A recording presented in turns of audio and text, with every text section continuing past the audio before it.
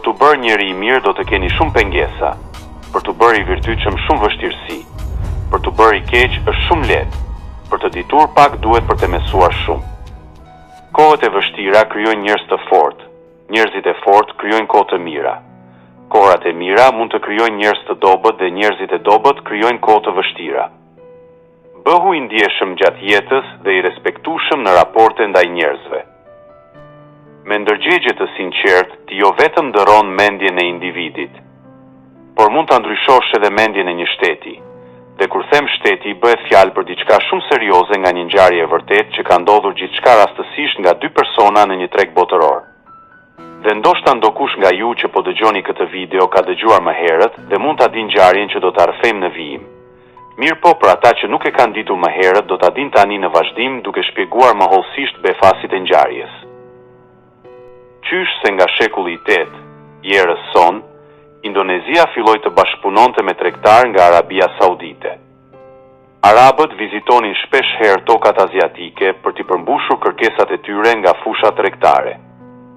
Tregtia filloi të zhvillohet dhe të zgjerohet edhe në Filipine, Kinë, Brunei, Malajzi e dal nga dal edhe më gjerë.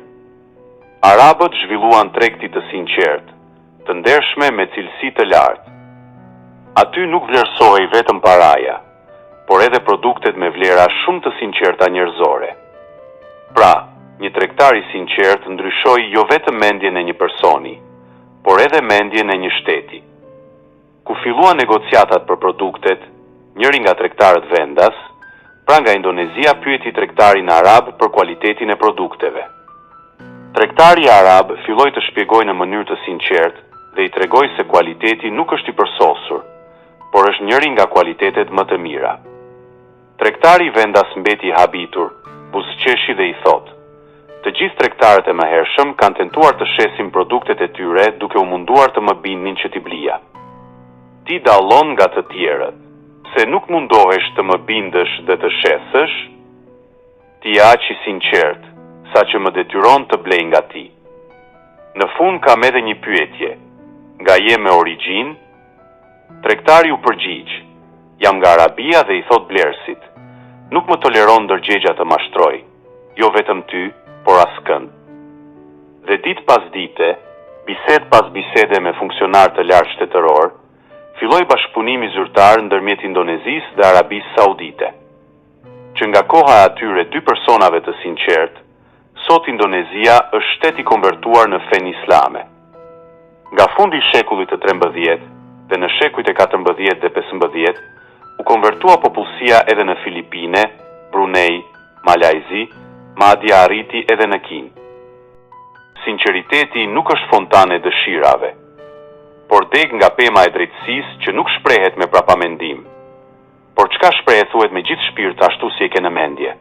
E jo i shtirur i re me gënjeshtar që bëhet sa për sy e faqe për të mashtruar të tjerët vetëm sa për të përfituar diçka personale. Kjo pra është bota me histori të lashta dhe të ndryshme, saqë të gjitha nuk mund t'i di njeriu edhe pse janë të shkruara nga vetë njeriu. Mirë po bota ka edhe histori që i ka krijuar vetë jeta dhe nga këto mund të mësoj shumë njeriu. Bëhu i mëshirshëm ndaj të pafuqishmëve. Bëhu i butë ndaj të varfërve dhe fisnik ndaj nevojtarëve. Bëhu një udhëheqës i vendosur me plot vetbesim i zgjuar i drejt zemër mirë dhe zemër gjerë. Bëhu i kujdesshëm në rendin e drejtësisë, sepse kushti për ta vënë rendin dhe zbatuar drejtësinë është barazia. Thjeshtësia, modestia dhe ndeshmëria janë cilësit e veçanta të dalluara në drejtësi. Dhe mos harro se në këtë jetë nuk je më shumë se sa një shërbëtor i natyrës, një dëshmitar i veprave të vetvetes dhe një rob i Zotit. Prandaj mos u emëroni si një sundimtar me sjellje të egër e të vrazhd, por bëhu udhërthyes i butë madhështor dhe i drejtë.